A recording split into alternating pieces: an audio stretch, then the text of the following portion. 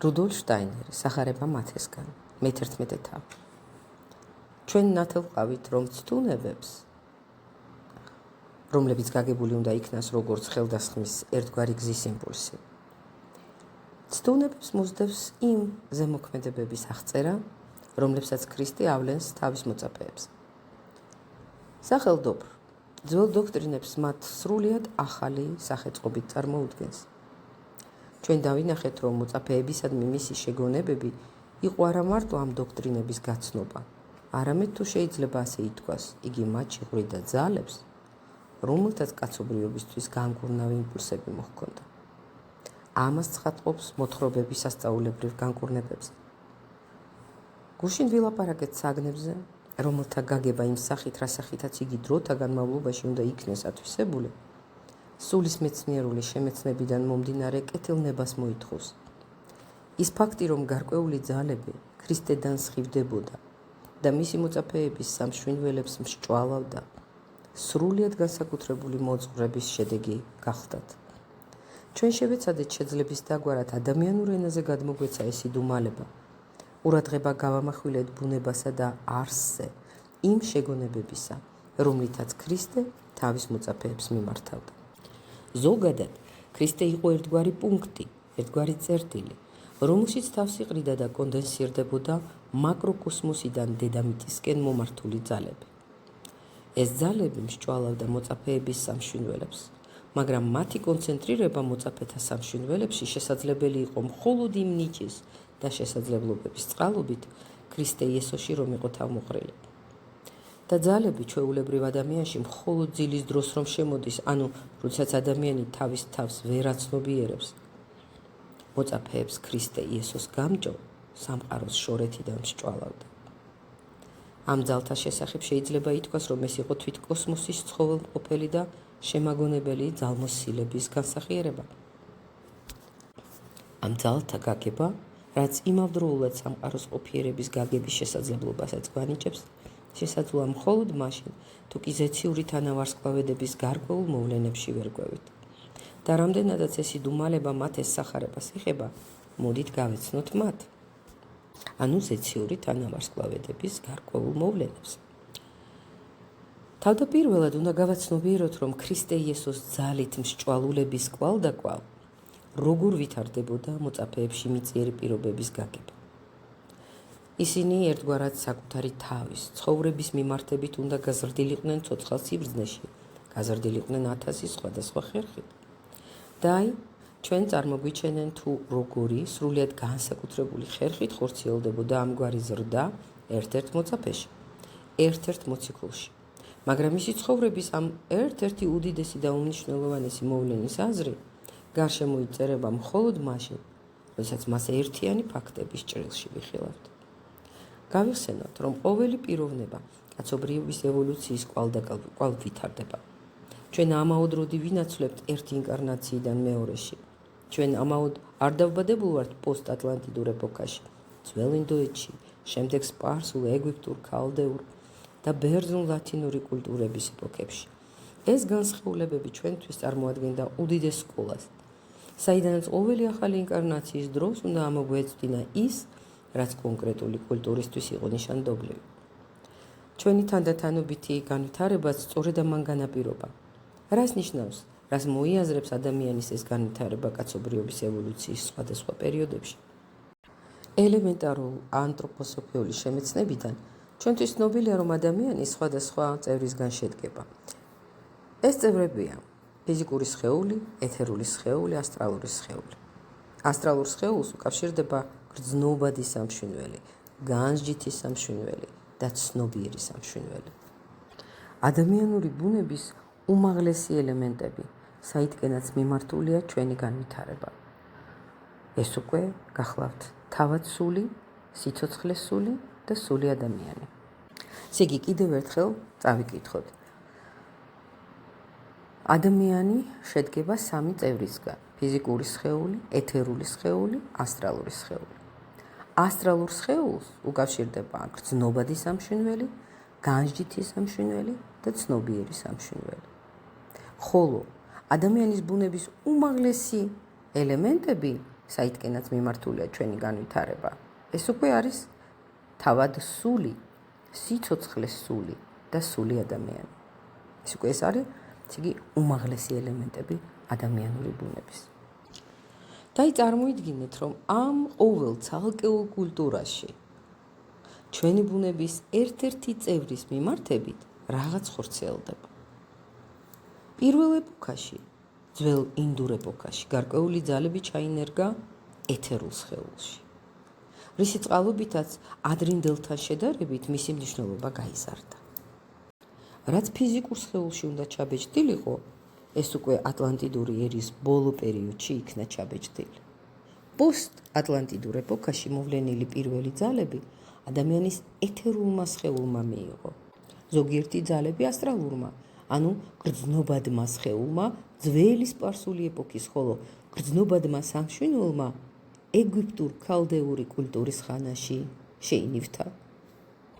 მეოთხე ეპოქის ადამიანში შემოვიდა ძალები, რომლებმაც განსჯითი სამშვენიველი გამსჭვალა. დღეს ჩვენ ცხოვრობთ იმ ძალთა მოქმედების ხანაში, რომლებმაც თავისი ზემოქმედებით ცნობიერი სამშვენიველი უნდა დატვიფრონ. ამ გზაზე კაცობრიობა ჯერ შორს არ წასულა. მეხუთე კულტურას შეცვლის მეექვსე პოსტ-ატლანტიდური ეპოქა, როცა ადამიანის ბუნებას სულიერი მე, ანუ თავად სული გამსჭვალავს. შემდეგ დადგება მეშვიდე კულტურის ხანა, ამოქმედება სიცოცხლის სული. და ბოლოს პერსპექტივაში ვხედავთ შორეულ მომავალს, როდესაც ადამიანში, მის ნორმალურ მდგომარეობაში სული ადამიანი იცხოვრებს. ესე იგი მივხვდით, ხო, ესე აქ დალაგებული შტაინერს ეპოქები ადამიანის შესაბამისი წევრების განვითარება. ახლა კი მოდით ეს ევოლუცია პიროვნების თვალსაზრისითაც განვიხილოთ. ისინი, ვისთვისაც მისტერიების წყალობით ყოველთვის ცნობილი იყო ადამიანური ბუნების ჭეშმარიტი შინაარსი, ადამიანს ხედავდნენ სწორედ ისეც, როგორცაც ჩვენ ახლა აღწერთ. სწორედ ადამიანის ამგვარი ხედვა უნდა ესწავლათ თანდათანობით მოწაფეებს, ქრისტე იესოს შემაგონებელი და ცხოველმყოფელი ძალის წყალობით, რომელიც იესოდან გადინებული მათში იღვრებოდა. და აი, როდესაც ვიხილავთ ადამიანს, ჩვენს თანამედროვეს თუ ქრისტე იესოს ხანისას, ვხედავთ გარკვეულ შესაძლებლობებს, ისევე როგორც სცენარიში, რომელშიც მისი შესაძლებლობები მაშინაც კითხვებს, როდესაც იგი მხოლოდ და მხოლოდ გაფოთლილია. მაგრამ ჩვენ ისევე მტკიცედ ვართ დარწმუნებულნი, როგორც დარწმუნებულნი ვართ თავად სცენარის არსებობაში, თუმცა მას ჯერ მხოლოდ ფოთლები ასხია, ისევე ვართ დარწმუნებული თავად სცენარის არსებობაში, რომ თუკი ყოველივე წესისამებრ კეთილად წარიმართა, თავის დროზე იგი კიდეც იყვავილებს, ნაყოფსაც გამოისხამს. თუკი სიმართლეა ის, რომ ყვავილი და ნაყოფი შეიძლება გამოიღოს მცენარემ, რომელიც მხოლოდ ფოთლებითაა მოსილი, ასეთივე სიმართლეა ისიც, რომ ადამიანში ქრისტე იესოს დროს მხოლოდ გრძნობად და განსჯით სამშვენიველებს რომ ფლობდა, შეიძლება გაიხსნას ცნობიერი სამშვენიველი, რომელიც შემდგომ გაიხსნება თავად სულისთვის, რათა მასში, როგორც ახალი საბოძვარი, უმაღლესი ადამიანური სამება შთამოვლინდეს. სცენარის მსგავსად, ფოთლებით რომ იწყებს, რათა შემდეგ გაიყვავილოს და ნაყოფი მოისხას, ადამიანი თავისი მშვენიერი თვისებებიდან აღმოცენდება და თავისი არსების ამ ყვავილს შემდგარს გრძნობადი, განსჯითი და ცნობიერი სამშვენიველებისგან მისკენ ზეგარდმომავალ ღვთაებას გაუწვდენს, რათა თავად სული მიიღოს და კაცობრიობის ევოლუციის მწვერვალებისკენ კიდევ ერთი ნაბიჯი გადადგას. ქრისტე იესოს დროის ადამიანს განვითარებული ჰქონდა მხოლოდ გარეგნული ბუნება, ანუ თავისი არსების დაბალი წევრები, განსჯითი სამშვენიველის ჩათვლით, რომელსაც არ ძალუց აღიქვა სულიერი მე, ანუ თავად სული.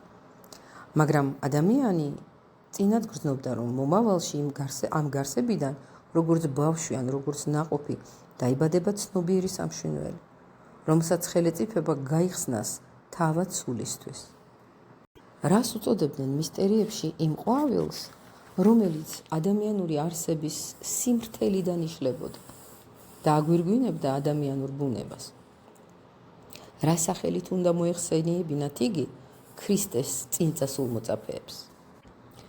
ამისთვის არსებობდა ტერმინი, რომელიც ჩვენს ენაზე ჟღერს როგორც ძეკაცისა, რამე თუ ბერძნული სიტყვა წყობა ნიოს ტოი ანთროპოს არავითარ შემთხვევაში არ ნიშნავს ძეს პირდაპირი გაგებით, როგორც მამის ძეს, არამედ ნაშიერს, შობილს სხვა არსებიდან, მისგან აღმოცენებულს, როგორც ყვავილი იმ მცენარიდან, რომლებზეც აქამდე მხოლოდ ფოთლები ესხა. შეიძლება დარწმუნებით ითქვას, რომ იმ ხნად, როდესაც ნორმალურ ადამიანებს ჯერ არ ამოსვლოდათ სამშვენიველში საკუთარი არსების ყვავილი და როდესაც ადამიანებში ნიოს ტოი ანთროპოსის კვალიც არ ჩანდა. იყვნენ ადამიანები, რომლებიც წინ უსწრებდნენ კაცთა მოდგმის მომავალ ეტაპებს და წარსულის სიბრძნეს დაუფლებულნი მომავლის დროით ცხოვრობდნენ. კაცობრიობის წარმმართველთა შორის იყვნენ ისეთებიც, ვინც უკვე მეოთხე ერის განჟითის სამშვინელის დასაწყისშივე, როდესაც ნორმალურ ადამიანებს მხოლოდ განჟითის სამშვინელი ჰქონდათ განვითარებული, უკვე სულიერი მეტი გასხივოსნებულ ცნობიერ სამშვინეელს ფლობდნენ. დედამიწაზე მართლაც არსებობდნენ ასეთი ძეკაცისანი და ქრისტეს მოწაფეები, რათა ჩათვლებოდნენ კაცობრიობის ზემოაღნიშნული წარმმართველობის ბუნებასა და არსს, შემეცნების ერთგვარ მაღალ საფეხურამდე უნდა განვითარებულიყვნენ. და აი, ქრისტემ მინება გაეგო თავისი მოწაფეების აზრი ამ საგანზე და მათგან ყველაზე ახლობლებს ერთხელ კითხვით მიმართა. მითხარით, ჩვენ გარშემო მყოფთაგან ვის შეიძლება ეწოდოს ძეკაცისა? მათეს 16-დან 13-მდე. წავიკითხოთ ეს. ხოლო როდესაც ფილიპეს კესარიის მხარეს მივიდა, იესომ კითხა თავის მოწაფეებს, რას ამბობს ხალხი? ვინ არისო ძეკაცისა? ახლა შტაინერს უწერია, რომ არამეული ტექსტის სიზუსტე რომ არ შეილახოსო, ასე უნდა ჟღერდესო ეს კითხვაო, რომ აი მითხარით, ჩვენ გარშემო მყოფთაგან ვის შეიძლება ეწოდოს ძეკაცისა? უდავოა ბერძნული თარგმანი, თუ კი სწორად გავიგებთ, ბევრად ჯობნის იმ თარგმანებს, რომლებსაც ჩვენ ვიყენებთ, ეს არაერთგზის აღნიშნავს, მაგრამ თარგმანი მაინც თარგმანია და არა ორიგინალი და ამიტომაც ზოგიერთი ადგილი სიზუსტის თვალსაზრისით მთლად უზადო ვერ არის.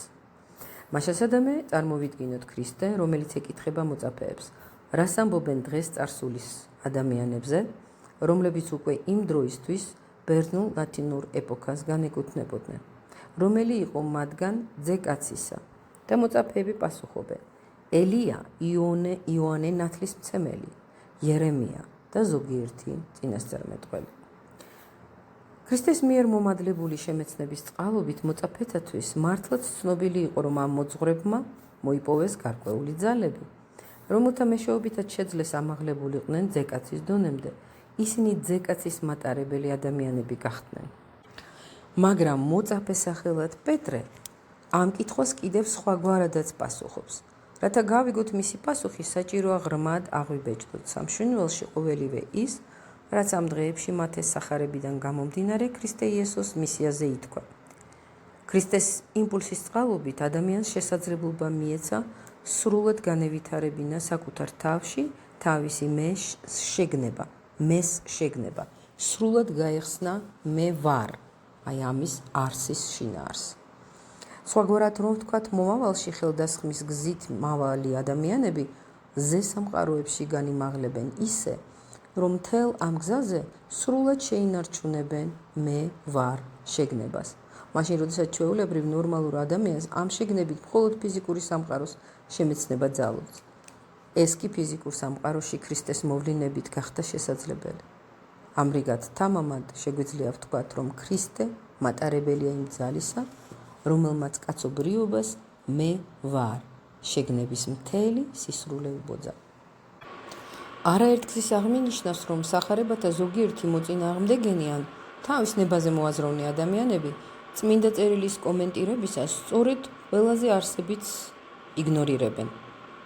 ისინი დაჟინებით იმეორებენ, რომ სახარების ზოგიერთი ადგილი, მაგალითად ნეტარებათა აღთქმის ტექსტი, ქრისტემდელ წარსულს განეკუთვნება. მაგრამ ამ ტექსტში არის რაღაც ისეთიც, რაც ადრე არ არსებობდა. სახელდობ ის, რომ ადამიანის მე ქრისტეს იმპულსის წყალობით შესაძლოა სრულ თვითშემეცნებამდე განვითარდეს. ყველაზე მნიშვნელოვანი კი სწორედ ესაა. ნეტარებათა აღთქმების განხილვისას მე უკვე განვმარტე, როგორ უნდა იკითხებოდეს პირველი ნეტარება ნეტარ არიან გლახაკნის სულით. კაცობრიობის ევოლუციის შედეგად სულით გაღატაკდნენ ისინი, ვინც სულიერი სამყაროს ძველ ნათელხილვის მიერი ხედვა დაკარგეს. მაგრამ მათ ქრისტე დამწყალობებს თანაგრძნობითადან უგიშით. დღეს მათ მართალი აღარ ძალუთ სულიერი სამყაროს ხილვა ნათელხილვის ძველი ორგანოებით, მაგრამ ისინი საკუთარი თავიდან, საკუთარი მესმეშვეობით ამას კვლავ მიაღწევენ. თქვენ თავად მოიპოვებთ ცათა სასუფეველს. იგივე ითქმის მეორე ნეტარებაზეც, ნეტარ არიან ტანჯულნი. ეს ადამიანები აღარ საჭიროებენ წარსულის ნათელხილვას სულიერ სფეროებში შესაღწევად. მათ შეუძლიათ განავითარონ საკუთარი მე და ეს შეაძლებინებს ყვავილის დარად გაიფურჩქნონ სულიერ სამყაროებში. მაგრამ ამისთვის საჭიროა, რომ მე უფრო აივსოს იმ ძალით დედამიწაზე ერთადერთხელ, თავისებურად ერთადერთ ქრისტეს არსში რომ დაეშვა.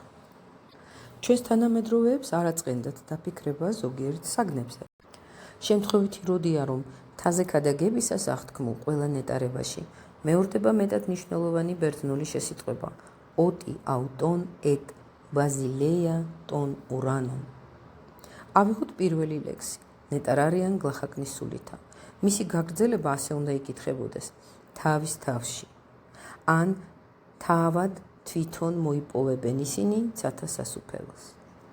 სიტყვები თავის თავში, ან თავად თვითონ ხაზგასმით ჟღერს უკლებლივ ყველა ნეტარებაში.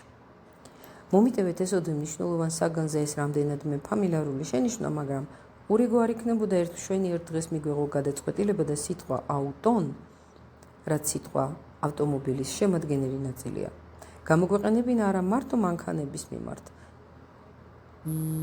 და არ მიგვეღო მხოლოდ ზედაპირული გაგებით, არამედ მოგვეკრიბა სიმამაცე და ოტი აუტონ, ანუ მოძრაობაში მოყვანა, ამოძრავება, სულიერი მნიშვნელობითაც გაგვეაზრებინა.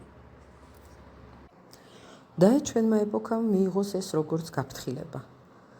მანქანების მიმართებით იგი იწონებს ყველაფერს, რაც თავად მოდის მოძრაობაში, მაგრამ კაცობრიობამ თავისთავად ამოძრავება იმის მიმართებითაც უნდა ისწავლოს, რაც ოდითგანვე მე შეგნების მიღმას უფევს, რაც წარსულის მისტერიებში ვიდრე ქრისტეს მოვლინებამდე მე ცნობიერების მიღმა განიცდებოდა. ეს აუცილებელია, რათა ადამიანი თანდათან საკუთარი თავის შემოქმედი გახდეს და თანამედროვე კაცობრიობა მაშინ შეძლებს ამის გაგებას, როდესაც ქრისტეს იმპულსით განიმსჯვალება. ახლა ჩვენ შეგვიძლია სრული პასუხისმგებლობით განვაცხადოთ, რომ მეორე შეკითხვა, რომლითაც ქრისტე თავის მოწაფეებს მიმართავს, ფრიად საგანგებო ხასიათისაა.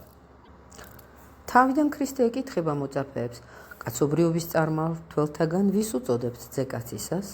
და მოწაფეები ასახელებენ რამდენიმე ინდივიდუალობას. შემდეგ ქრისტე სვამს მეორე კითხვას. ხო გახსოვთ, ასახელებენ მოწაფეები ელიას, იოანე ნათლისმცემელს და იერემიას და სხვა წინასწარმეტყველებს, ზოგიერთ წინასწარმეტყველს ასე წერია. შემდეგ ქრისტე სვამს მეორე კითხვას. მას სურს თავისი ბუნების გაგებამდე აიყვანოს მოწაფეები, როგორმე გააგებინოს მათ თავისი არსის მნიშვნელობა მესთვის. სწორედ ასე უნდა გავიგოთ მისი მეორე კითხვა. თავად თქვენ როგორ ფიქრობთ, ვინ არის მე ვარ? მათეს სახარებაში მახვილი ყოველთვის სწორედ ამ მეზე კეთდება. აქაც პეტრე პასუხობს და მისი პასუხიდან ირკვევა, რომ იგი ქრისტეში არა მარტო ძეს კაცისა, არამედ ცოცხალი ღმერთის ძეს ხედავს. ჩვენ თამამად შეგვიძლია ვთარგმნოთ ეს გამონათქვამი ისე, როგორც ამას ჩვეულებრივ თარგმნიან, მაგრამ რას ნიშნავს ცოცხალი ღმერთის ძე და მისგან განსხვავებით ძე კაცისა? რათა ავხსნათ ეს გამონათქვამი, მოდით კიდევ უფრო სრულად წარმოვაჩინოთ ფაქტები, რომლებზეც ჩვენ უკვე ვიმსჯელეთ. ესე იგი, ზემოთ უკვე ვთქვით, რომ ადამიანის განვითარება დაბადებს ცნობიერ სამშვიდობოს, რომელსაც შთამოეგებება თავად სული, სიცოცხლე სული ადამიანი და ადამიანი ყვავილის დარად გაიშლება უმაღლესი სამების აღსაქმეოდ. ჩვენ შეგვიძლია გავაკეთოთ ადამიანის როგორც ერთგვარი მცენარის პროგრესული განვითარების ჩანახატი. ეხლა მე უნდა წავიკითხო ეს ნახაზი ვითარი და თქვენ წარმოიდგინეთ გონებაში დაახლოებით ასე. ხის მწვერვალი რო წარმოიდგინო, ხო, აი ნაძვის ხე და ბოლონ სამკუთხედი, ბოლო ნაწილი. ეს არის სული ადამიანი, სიცოცხლეს სული, თავად სული. აი ხა ნაძვის შუატანი რო წარმოვიდგინოთ. ცნობიერი სამშვინველი, განჟითი სამშვინველი, გრძნობადი სამშვინველი. და აი ქვედა მესამედი ეხლა. ასტრალური სხეული, ეთერული სხეული, ფიზიკური სხეული. ესე იგი, აი ეს უნდა წარმოვიდგინოთ, რომ აი ცნობიერი სამშვინველისკენ ეშვება და ანაყოფიერებს მას თავად სული, სიცოცხლეს სული, სული ადამიანი. სული ადამიანის უზედაა, ხო? აი ზედა სამკუთხედი რო წარმოიდგინოთ. ზემოდან ქვემოთ იქნება სული ადამიანი, სიცოცხლეს სული, თავად სული.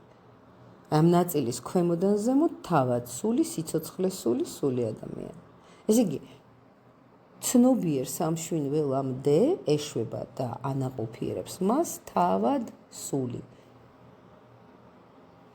სიცოცხლეს სული, სული ადამიანი.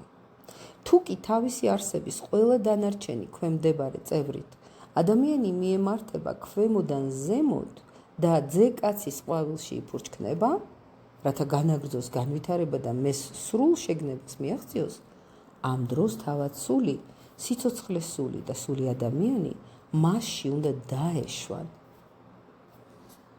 ვინ არის მატარებელი, ვინ არის წარმომადგენელი ყოველივე იმისა, რაც უშორეს მომავალში სულიერი სიმაღლეებიდან ადამიანში უნდა დაეშვას. ეს სქემა რომ კარგად წარმოვიდგინოთ, მე ამ ჩანაწერის აღწერაში დავდებ აი ამ სქემას. და მაგ სქემასაც შეხედეთ ხოლმე, როცა უსმენთ და ბევრად იოლად გაიგებთ. ესე იგი, პირველი საბოძვარი, რასაც ადამიანი მიიღებს, არის თავად სული.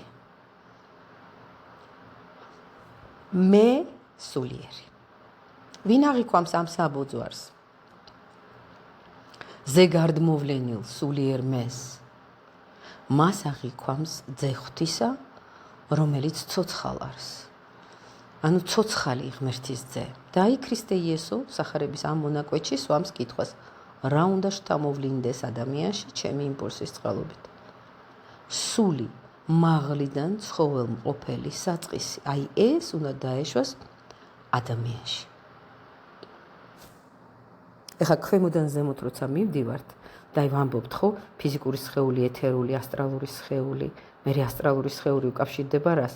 გრძნობად სამშვინველს, განჟით სამშვინველს, ცნობიერ სამშვინველს და აი ამ ეს ცნობიერი სამშვინველი უკვე ეგრევე უკავშირდება რას?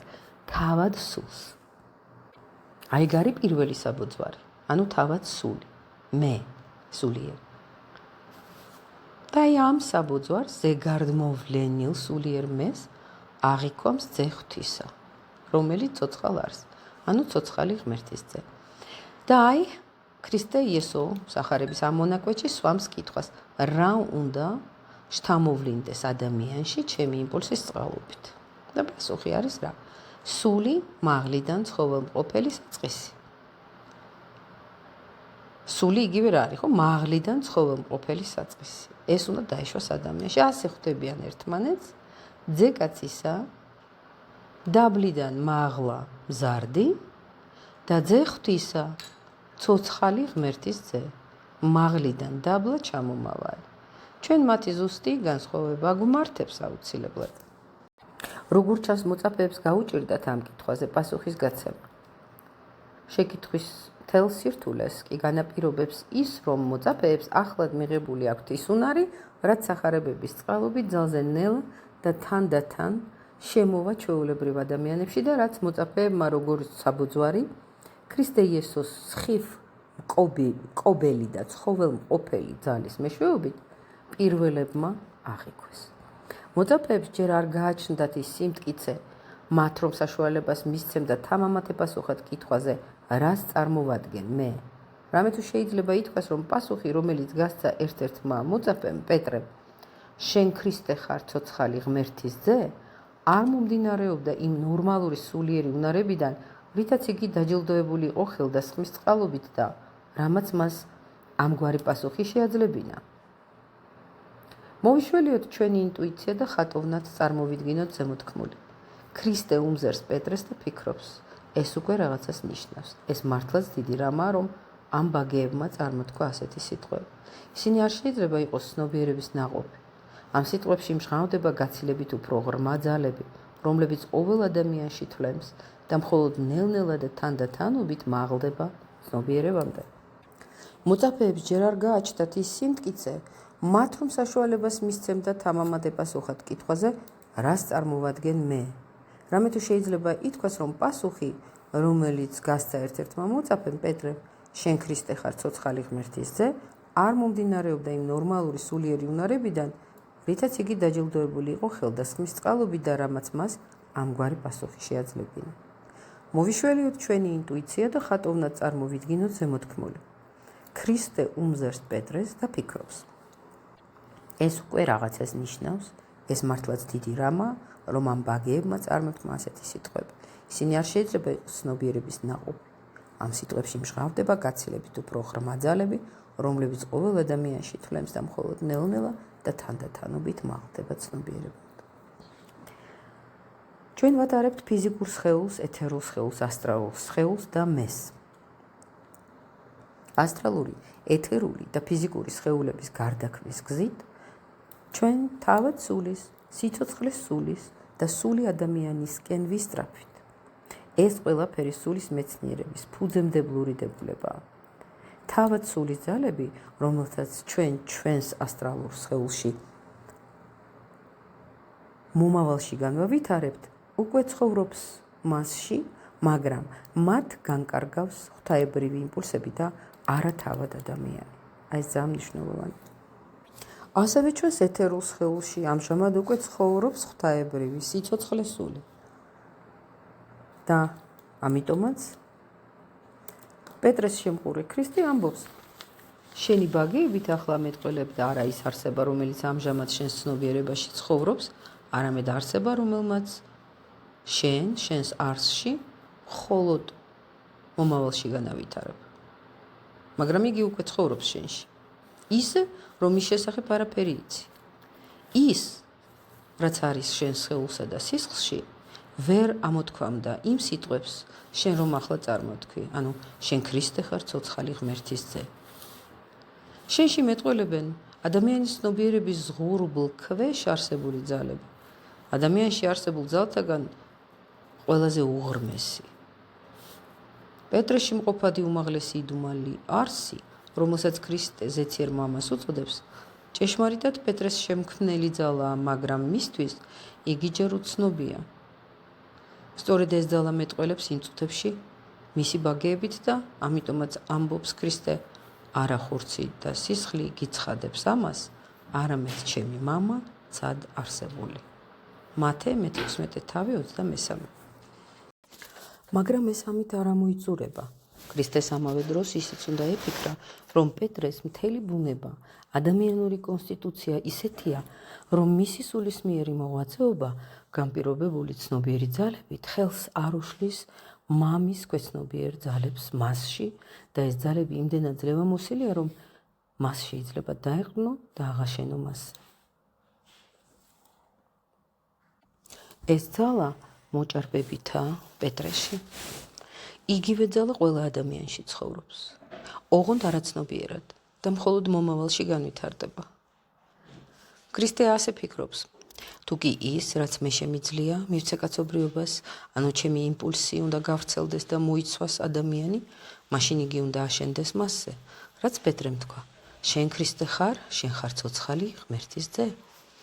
ადამიანის სამშვენელის ამ კლდეზე, რომელიც ჯერ არ არის შებრალული და ხელყოფილი, რომელსაც ჯერ არ შეხებია სადღეისოდ უკვე შემოყალიბებული ცნობიერების აზავთებული მოუთოკავი ძალები, აზავთებული როგორც სიტყვა უპოვია ელიას, მასში რაც გამოხატული ამ სიტყვებში როგორც მამის ძალა, მე ავაშენებ ყოველივე იმას, რაც თანდათანობით განვითარდება, როგორც კაცობრიობისადმი ჩემი ბოძებული იმპულსი. ოღონდაც ადამიანებმა განავითარონ თავის თავში ეს საწყისი და კაცობრიობა ნამდვილად განახორციელებს ქრისტეს იმპულსს. ეს ყველაფერი ჩადებულია სიტყვებში: შენ კლდე ხარ და ამ კლდეზე მე ავაგებ იმას, რაც ადამიანთა ერთობად ქრისტეს მიმდევარ ადამიანთა გაერთიანებად იქცევა. მათეს სახარების ეს სიტყვები ლამის მთელი მსოფლიო სადისკუსიო საგნად რომ ქცეულა, სიღრმისეულად უნდა იქნას გაგებული. ჩვენ უნდა აღვადგინოთ მათი აზრი და დავტვირთოთ ისინი იმ სიბრძნით, მისტერიების სიბრძნეს რომ შეესატყვისება. და აქვე, ამის შემდეგ ცალსახად და ნათლად კიდევ სხვა რაღაცასაც გვაუწყებენ. ქრისტეს მართლაც განზრახული აქვს, იგი მართლაც აპირებს აშენოს პეტრეში მყოფად ღრმა, მაგრამ არაცნობიერ ძალებზე. ქრისტე მომავალი მოვლენების ასახვას იწყებს. იგი ლაპარაკობს გოლგოთას მისტერიაზე. იმ მომენტმა, როდესაც პეტრემ სიტყვიერად გამოხატა სამშვენველის ყველაზე საკრალური ძალები, უკვე ჩაიარა. მისი სიტყვები ახლა უკვე ცნობიერებითაა ნაკარნახევი და ამ წამიდან იგი უკვე კარგავს ქრისტეს სიტყვების გაგების უნარს. იგი უძლურია ირწმუნოს ქრისტეს ტანჯვის და სიკვდილის გარდუვალობა. აქ ქრისტე იძულებულია წესრიგისკენ მოუწოდოს წესრიგისკენ ეს ბრჭყალებში მოუწოდოს მას. იგი ამბობს: ახლა შენში უკვე აღარ მეტყველებს ღმერთი, შენში მეტყველებს ადამიანური, რასაც არ უწერია ზრდა, რაც ილუზორული ცოდნიდან, არიმანიდან, ანუ სატანიდან მომდინარეობს და მისი კუთვნილებაა. შენ მარცხვენ მე, რამე თუ შენი სურვილები არა ღვთიური, არამედ ადამიანურია. ქრისტე პეტრეს სატანასთან ათანაბრებს. იგი განზრახ ასახელებს სატანას მაშინ, როდესაც ბიბლიაში ყოველივე ლუციფერული ეშმაკის სახელით მოიხსენიება. მაგრამ იმ სტუნებისთვის, რომელშიც პეტრე ჩაეფლო და მთელი გზნებით შეუპოვრობს, ქრისტეს სავსების მართებულ განსაზღვრებას იყენებს. ხა ეს ლაპარაკია მათეს მე-16 თავის 23 მუხლზე. ხოლო ის მიუბრუნდა პეტრეს და უთხრა: გამშურდი სატანა, ჩემისაც თური ხარ, რადგან ღმერთისას კი არ ფიქრობ, არამედ კაცისას. ასეთია ვითარება სახარების ამ ეპიზოდში. რას დაამგვანა ეს ყველაფერი თანამედროვე კრიტიკა. იგი შეუძლებლად მიიჩნევს, რომ ქრისტემ პეტრეს ერთ დღეს უთხრას: მხოლოდ შენ ერთმა გაიგე, რომ შენ წინაშე ღმერთიაო. და ლამის იქვე მას სატანა უწოდოს. ამიტომ კრიტიკოსები ასკვნიან, რომ პეტრეს მისამართი თქმული სატანა ტექსტში მოგვიანებით იქნა ჩართული, რაც ნიშნავს, რომ ტექსტმა ფალსიფიცირება განიცადა.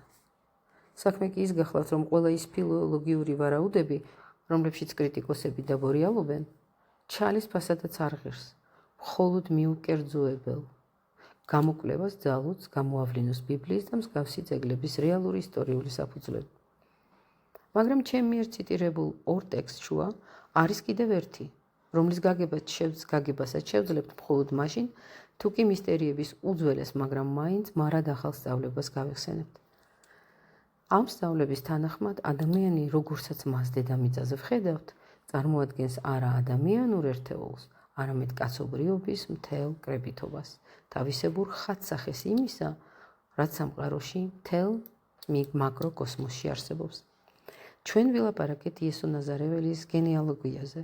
დავადგინეთ, რომ აბრაჰამისადმი მიმართული სიტყვები სინამდვილეში ნიშნავს ბრჭყალებში შენს შთამომავლებში ზეციურ მნათობთა სვლა აისახება.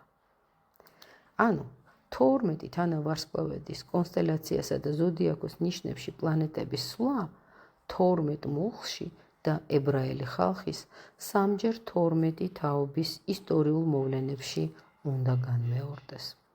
თაობათა ცვლაში იმ განსაკუთრებულ მემკვიდრეობაში, რომელიც სისხლით 12 თაობას გადაეცემოდა, მაკროკოსმიურ მიმართებათა სურათი უნდა ასახულიყო. აი ეს ეუწყა აბრაჰამს და როდესაც ქრისტე იესო დგას პეტრეს წინაშე, რომლის საკრალურმა ბუნებამ ესაა ქრისტეში ცოცხალი ღმერთის ძე აღიარა, იმ მომენტში ქრისტე გრძნობს, რომ უკვე შეუძლია თავის გარემომცველთ დედამიწაზე ახალი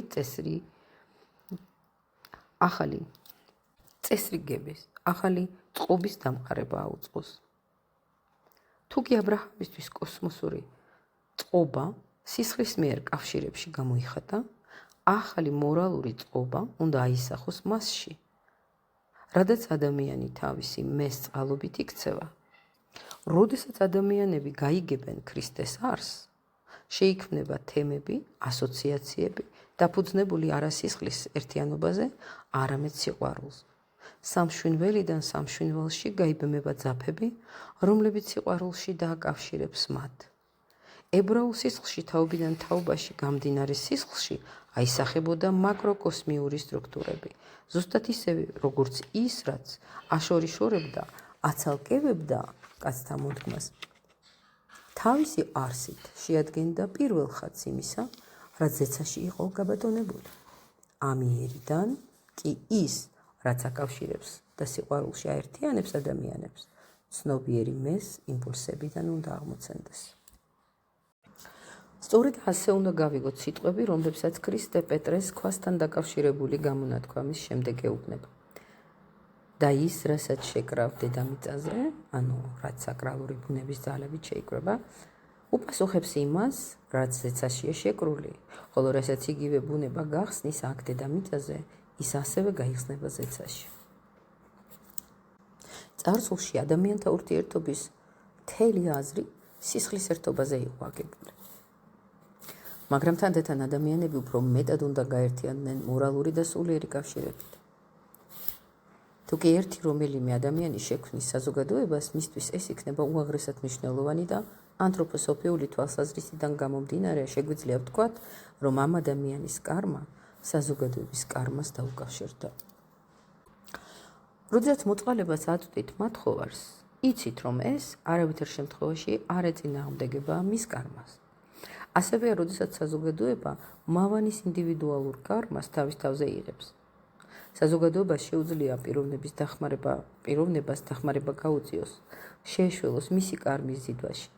სხვა სიტყვებით რომ ვთქვათ, შეიძლება მოხდეს ისე, რომ საზოგადოების ერთმა წევრმა ჩაიდინოს უღირსი საქციელი, რაც ბუნებრივად შეეზრდება მის კარმას და მთელი კოსმოსისთვის გარკვეულ შედეგს გამოიღებს. მაგრამ ამასთან ერთად შესაძლოა, რომ ამ ადამიანის მეგობრებმა თქვათ, მოდით გავიზიაროთ მისი კარმის სიმძიმე. პირადი ვალი გარდუვლად უნდა იქნას გასტუმრებული, მაგრამ მთელ საზოგადოებას ძალუძს დაეხმაროს მას, ვინც ეს საქციელი ჩაიდინა.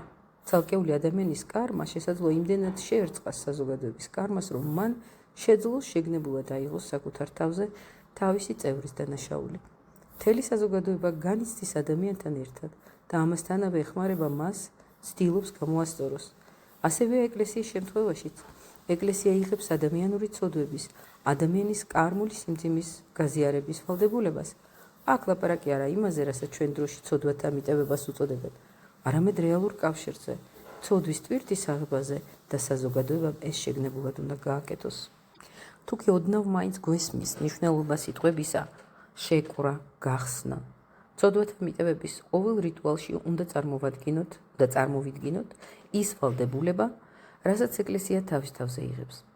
პირადი ადამიანური კარმის მთელი საზოგადოების კარმასთან შეერთვის ფაქტი წარმოქმნის ნამდვილ კარმულ ჯაჭვს, რომელმაც თავისი ძირითადი თვისებებით ნათობთა ურთიერთმიმართებები უნდა ასახოს.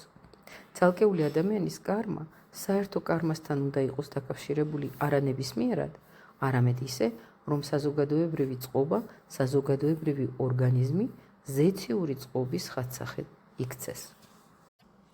ვისაც ძალუძს წინა იგრძნოს პეტრეს აღიარების მნიშვნელობა, მისთვის უსასრულოდ გაღრმავდება ამ სცენის მთელი აზრი. აქ ერთგვარად საფუძველი ეყრება მომავალ კაცობრიობას, რომელიც მეზე უნდა აშენდეს. ქრისტე ამ ინტიმურ საუბარში თავის მოწაფეებთან მაკროკოსმოსიდან აღებულ ძალას დებს, იმ საქმეში, რომელსაც დასაბამი მისმა მოწაფეებმა უნდა დაუდო. მათ ეს სახარების მიხედვით ამ წუთიდან მოყოლებული მოწაფეებს ნაბიჯ-ნაბიჯ წარმართავენ მზის ძალებისკენ, იმ კოსმოსურ ძალებისკენ, რომელთაც ქრისტე თავს უყრის საკუთარი არსების წიაღ, რათა ისინი მოწაფეებზე გარდაავრინოს.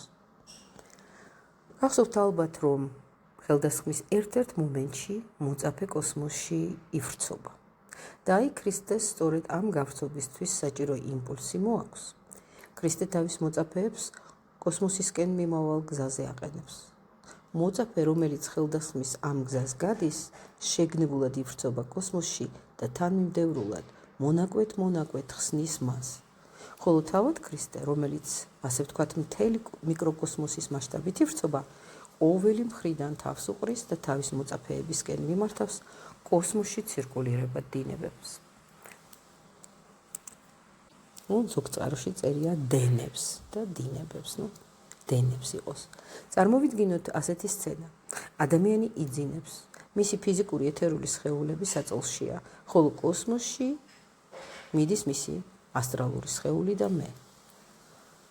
კოსმოსის ძალებით იმსჭვალება ეს ორი სხეული. ასტრალური სხეული და მე. ქრისტე რომ ამ დროს ადამიანს მიახლოებოდა, იგი ამ ძალებს მძინარე ადამიანისკენ მოზიდავდა და ეს ძალები სიცხადის მდგომარეობაში განანათლებდნენ მას. სწორედ ამას აღწერს შემდეგი სცენა. ღამის უკანასკნელი გუშაგობის ჟამს მოწაფეები ნავში შედიან. მათ იციან, რომ ის, ვინც თავიდან მოჩვენება ეგონათ, თავად ქრისტეა, რომელიც მაკროკოსმოსის ძალებით მსჭვალავს მათ. მათ ეს სახარების შემდგომი სცენები მთლიანად ეთმობა იმის აღწერას, თუ როგორ უახლოვდებიან მოწაფეები კოსმოსურ ძალებს და როგორ ნაბიჯ წარმართავს მათ ქრისტე იმ გზით, რომელიც უნდა გაიაროს ყველამ, ვინც ხელდასხმას ესწრაფვის. თითქოს და თვით ქრისტე მოწაფეებთან ხელჩაკიდებული მიუწვის ამ გზაზე. მე მინდა კიდევ სხვაგვარად წარმოგიჩინოთ, როგორ აღყავს მას თავისი მოწაფეები კოსმოსში. როდესაც ადამიანი სულიერი სამყაროს ცოცხალ ხატსახეს იქმნის, როცა მასში იზრდება ნათელმხილველური უნარი, იგი ძალზე ბევრ ადრე მისთვის მიუწდომელ საგნებს იმეცნებს. მაგალითად, იგი იგებს, როგორ იზრდება მცენარეები. მატერიალისტი მცენარეზე დაკვირვებისას ფიქრობს, აი ყვავილი, ყვავილს მოაქვს ნაყოფი, ნაყოფს თესლი შეიძლება ჩარგო მიწაში, სადაც იგი დალპება და დაიბადება ახალი მცენარე, რომელიც ასევე განავითარებს თესლს. ასე ვითარდება ერთი ნაყოფიდან მეორე. მატერიალისტს გონია, რომ დათესილი თესლის ელემენტები ახალ მცენარეში გადადის. მას სხვაგვარად ფიქრი არ ძალუძს. ერთი მცენარიდან რაგინ პატარა უნდა იყოს, მისი თესლი რაღაც მატერიალური მაინც უნდა გადავიდეს მეორეში. ნურას უკაცრავად. საქმეც ისაა, რომ სწორედ მატერიალური გაგებით ძველი მცენარე მთლიანად იშლება. ხდება ნახტომი, კავშირი წყდება და სწორედ მატერიალური გაგებით ახალი მცენარე თავისთავად რაღაც სრულიად ახალ ქმნილებას წარმოადგენს. იმისთვის, რათა ჩავწვდეთ და გავითავისოთ სამყაროს ცხოვრების უმთავრესი პირობები, უნდა ვიცოდეთ კანონი, რომელიც სადაგია მთელი კოსმოსისთვის. ამ კანონის თანახმად ყველაფერში, რაც მატერიალურ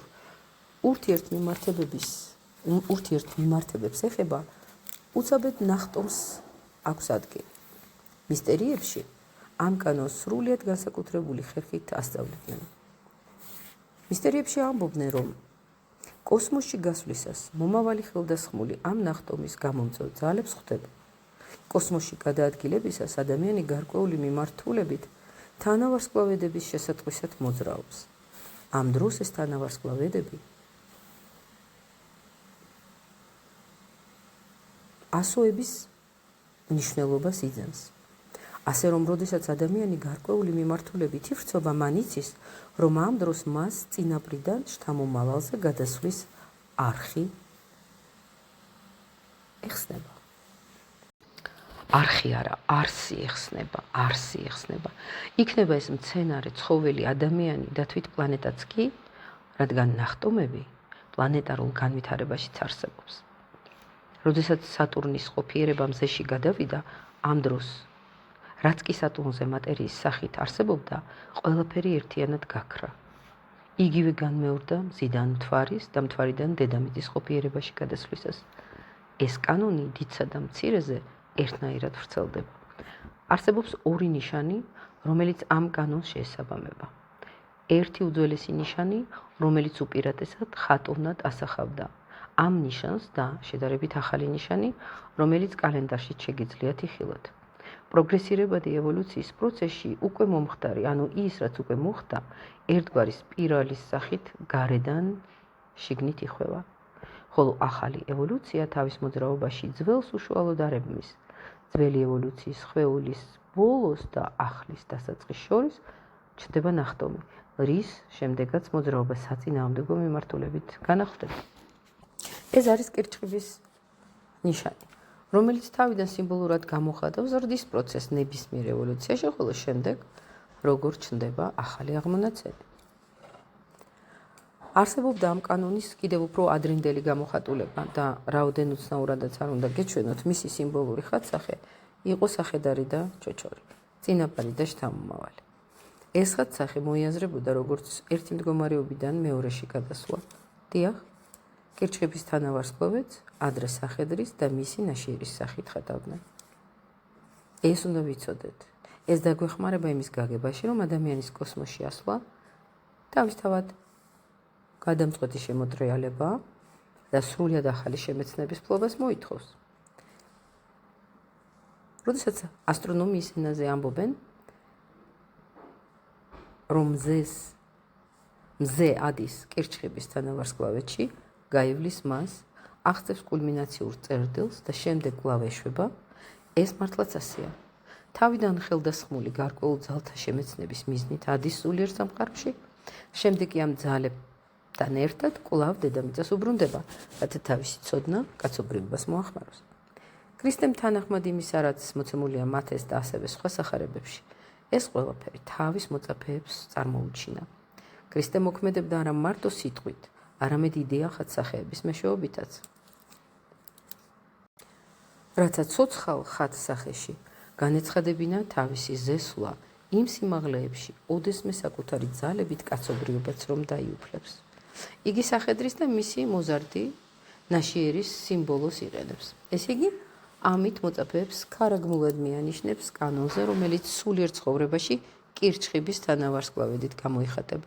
სწორედ ამ ფორმით შეიძლებოდა გამოხატულიყო ის სულიერი და ცხოვრებისეული კანონები, რომლებიც ქრისტეს თავის მოწაფეებთან აერთიანებდა. ენით გამოუთქმელია ამ კავშირის სიმაღლე და სიდიადე. არც ერთ ადამიანურ ენას არ ძალუց მათი გადმოცემა. ქრისტეს თავისი მოწაფეები სულიერი სამყაროს არს და არსში უნდა შეეყვანა და ფიზიკურ ცხოვრებაში გაეხსნა მათ წინაშე მაკროკოსმიურ სამყაროსთან შესაბამისობა. ქრისტემ თავისი მოწაფეები განამაღლა იმ სფეროებამდე, სადაც ხელდასხმულის ძალები შეიძლება კაცობრიობის მსახურებას გადაეცეს. ამ დროს ქრისტე იმყოფებოდა ისეთ სიმაღლეზე, რომ მისი მდგომარეობა შეიძლება შევადაროთ კულმინაციურ წერტილს, სადაც მზე კირჩხიბის ნიშანში დგას. ამიტომაც მათეს სახარების ამ ეპიზოდში ნათლადაა აღნიშნული, რომ ქრისტეს მიწიერმა ცხოვრებამ კულმინაციას მიაღწია. ეს ხაზგასმულია უძლიერესი სიტყვებით: ოსანა მაღალთა შინა. აქ ყოველი წინადადება ისეთნაირადაა შერჩეული, რომ წარმოჩინდეს ევოლუცია, რომელსაც მოწაფეები გადიან. მოწაფეებში ხდება რაღაც ისეთი, რისი წყალობითაც ყველაფერი, რაც ქრისტემ დედამიწაზე მოიტანა, ამიერიდან თანდათანობით მთელი კაცობრიობის მონაპოვრად იქცევა. ქრისტეს ვნებების შემდეგ ეპიზოდი აღწერს, თუ ამიერიდან როგორ მიიღებენ მოწაფეები რეალური ძალის სახით ყოველივე იმას, რაც მათ აქამდე მოძღვრების ფორმით ეძლეოდათ. გოლგოთას მისტერიის შემდეგ ეს ძალა სასწაულებრივად იშლება მთელ კაცობრიობაში. სწორედ ასე უნდა გავიგოთ ყოველივე, რაც ამის შემდეგ მოსდევს და მაშინ უფრო ნათლად წარმოჩნდება, რომ მათეს სახარების ავტორი ყოველთვის ცდილობს გამოკვეთოს კონტრასტი უშუალოდ სულიერი სიმაღლებიდან აღქმულ მოძღვრებასა და იმ მოძღვრებას შორის, რომელიც განსაზღვრულია არახელდასხმულთათვის, მათთვის, ვინც ვერ აღიქვამს თავად ქრისტედან გარეგამოსხივებულ ძალებს. ასე უნდა აიხსნას საუბარი წიგნობრებთან და ფარისევრებთან, რაზეც ხვალ ვისაუბრებთ. დღეს კი ერთხელ შეგახსენებთ, რომ ქრისტემ აიყვანა რა მოწაფეები უმაღლეს სფეროებში. ისინი სწორედ იქ განამწესა, სადაც მისტერიების ხელდასხმულები ადიოდნენ და დაანახა მათ, რომ ამ გზით მავალნი უკვე თავად შეძლებენ სულიერ სამყაროებში ზესვას. მან დაანახა მოწაფეებს, რომ ხელდასხმულისადმი მიდრეკილება თავად მათში ჩადებულია. ეს შესაძლებლობა გახსნილია მათში და ამის წყალობით შეძლებენ ისინი კოსმოსში გამვრცობას. ამ მაღალ სფეროებში ისინი კიდევ უფრო ღრმად და არსობრივად გააცნობიერებენ, რომ ქრისტეს ჭეშმარიტი ბუნება სამყაროს მთელ სივრცეულს ავსებს და რომ დედამიწაზე იგი იესო ნაზარეველის სახით გაცხადდა. ქრისტეს მოწაფეებისთვის სწორედ იმის თქმა სურდა, რომ მათ უნდა გაიარონ ხელდასხმა და გახდნენ კაცობრიობის ხელდასხმული წარმმართველები. მას ასევე უნდა შეეხსენებინა მოწაფეებისთვის, რომ მათ მოთმინებით და გულდადებით უნდა გაიარონ ეს თავისუფალი ხელდასხმა და ასე მოაწიფონ თავიანთი შინაგანი ცხოვრება. რა იზრდება ადამიანში, რომელიც ინტენსიური შინაგანი ცხოვრებით ცხოვრობს და უმაღლეს ძალთა განვითარებამდე, ნათელ ხილვამდე ადეს. ადამიანის ყველა უნარი და შესაძლებლობა უნდა განვითარდეს იმ ზომამდე, რომ მიიღოს თავად სულის, სიცოცხლის სულის და სული ადამიანის ძალები. მაშინ მასზე ზეგარდმოვა ძალა და იგი ცათა სამეუფოს ზიარებული ხელდასხმული გახდება. ხოლო რაც შეეხება გასხივოსნების მომენტს, იმ წუთს, როდესაც გასხივოსნება მოხდება, ეს დამოკიდებულია ყოველი ადამიანის მოწიფულობის ხარისხსა და კარმაზე. ვისთვისაა ცნობილი ეს მომენტი? მხოლოდ უმაღლეს ხელდასხმულთათვის. მათ კი, ვინც ხელდასხმის ყველაზე დაბალ საწყის საფეხურზე დგანან, არ უწყიან ამის შესახებ. თუ კი ინდივიდუალობა საკმარისად მოიციფა და მზადა ამაღლდეს სულიერ სამყაროში, ეს მომენტი აუცილებლად ეწვევა მას, მაგრამ მოულოდნელად, როგორც მპარავი ღამით. როგორ მაღლდება ადამიანი სულიერ სამყაროში? ძველ მისტერიებში, გარკვეულწილად ახლებშიც, ცნობილი იყო კოსმოსური ხელდასხმის 3 ეტაპი. პირველ ეტაპზე ადამიანი ჭვრეტდა და ყოველივე იმას, რაც მას ეძლეოდა თავად სულის წყალობით. მაშინ უკვე აღარ იყო იგი ჩვეულებრივი გაგებით ადამიანი. იგი აღწევდა იმ იერარქიულ მდგომარეობას, რომელიც იერარქიული თვალსაზრისით ანგელოზურ ბუნებას ნიშნავს. ანგელოზური იერარქია უშუალოდ ემიჯნება ადამიანურს.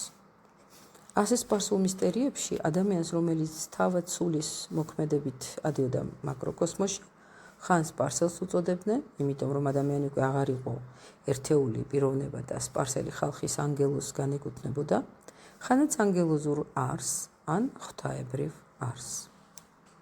შემდეგ ეტაპზე ადამიანში იღვიძებდა სიცოცხლეს სული და მაშინ იგი სპარსული მისტერიების გაგებით ან მზის გმირად სახელდებოდა, რამე თუ საკუთარ არსებაში იღებდა მზის ძალას და მაღლდებოდა იმ წერტილამდე, საიდანაც მზე დედამიწისკენ მიემართება, ან მამის ძედა.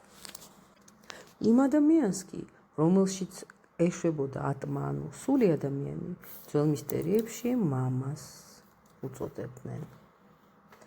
ასეთი გავხდათ ის 3 ეტაპი, რომელიც უნდა გაევლო მომავალ ხელდასხმულს: ანგელოზი, ძე, ანუ მზის გმირი და მამა. მხოლოდ მაღალთა შორის უმაღლეს ხელდასხმულთ შეიძლება ემცნოს ადამიანში ხელდასხმის ძალთა გამოღვიძების მომენტი. ამიტომ ქრისტე ამბობს, ხელდასხმა ახსოვდება, თუ კი მიდიხარ იმ გზით, რომელზეც მე მიგანიშნებთ. თქვენ ამაღლდებით სათასასუფეველში, მაგრამ ამის ზუსტი დრო არ უწყიან არც ანგელოზებმა, თავად სულის ხელდასხმულებმა, არც ძემ, სიცოცხლეს სულის ხელდასხმულებმა, მხოლოდ ყველაზე მაღალმა ხელდასხმულმა მამამ იცის ამის შესახებ. მათე სახარების ეს სიტყვები ზუსტად ემთხვევა მისტერიების ტრადიციებს და ჩვენ დავინახავთ, რომ ცათასამეუფეოს მაუწყებლობა სხვა არა გახლავთ რა თუ არა წინასწარმეტყველება მოწაფეებისადმი, რომ მათ უნდა გაიარონ ხელდასხმა. ქრისტე სწორედ ამას გულისხმობს და მათე სახარებაში ეს ზუსტადაა ნაჩვენები. თუ კი ყურადღებით წავიკითხავთ სახარების შესაბამის ადგილს, გაირკვევა, რომ ქრისტეს მხედველობაში აქვს იმ დროს გავრცელებული კონკრეტული მოძღვრებები, რომლებიც სათასასუფეველში ამაღლებას ეხება. იმ დროის წარმოდგენაში, და ეს წარმოდგენა სავსებით მატერიალური იყო, დედამიწა სათასამეფოში უნდა ამაღლებულიყო. ეს ამაღლება მხოლოდ ხელდასხმულთათვის იყო რეალურად ხელმისაწვდომი. მაგრამ ზოგიერთებს ისე წარმოედგინათ, რომ დედამიწა მატერიალურად ზეცად უნდა გარდასახულიყო. ქრისტეს გაფრთხილებაც აშკარად ამ ცდომილებისადმია მიმართული. იგი ამბობს, რომ ყველა, ვინც ამას იქადაგებს, ცრუ წინასწარმეტყველი, ცრუ მესია იქნება. საოცარია ისიც, რომ სახარების ზოგიერთი კომენტატორი დღესაც იმას ამტკიცებს თითქოს და თვით ქრისტე ასწავლიდა, რომ ცათასასუფეველი უახლოეს დროში და თანაც მატერიალურად უნდა განხორციელებულიყო. მაგრამ ვინც ნამდვილად იცის, როგორ წაიკითხოს მათ ეს სახარება, მისთვის ნათელია, რომ ქრისტე ლაპარაკობს სულიერ პროცესებზე, რომლისკენაც ილტვის ხელდასხმული.